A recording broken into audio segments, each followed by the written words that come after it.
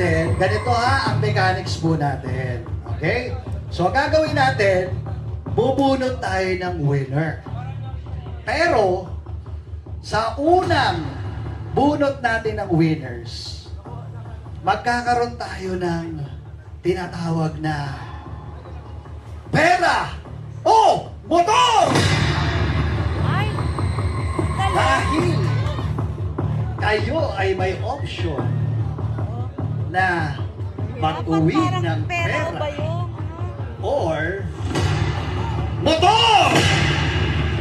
Bakit?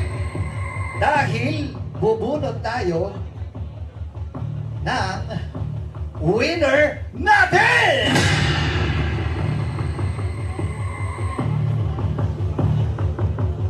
Ito po ang mga susi natin. Nako. Ayan ha. So meron tayong tatlong susi.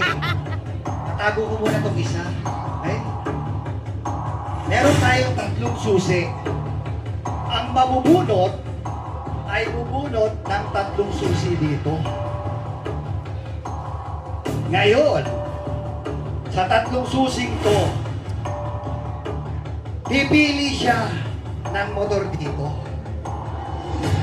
At Ay, kung ganun pala seswertihin, yung nabunot niyang susi, pag pinili niya ay motor,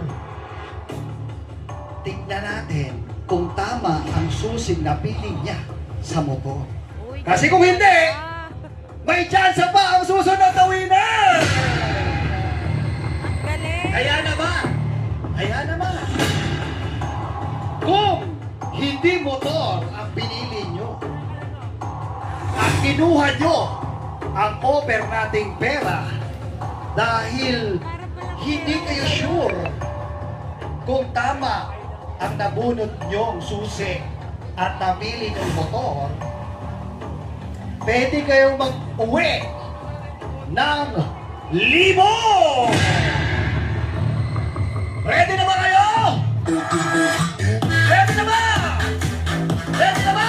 Palakpakan naman dyan! Dahil dyan, simulan na natin ang pagpili ng winner. Magkakaroon tayo ng per business unit. Sir Jeff, ano unahin natin? Projects.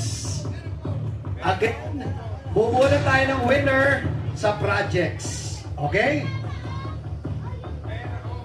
So, mga projects, please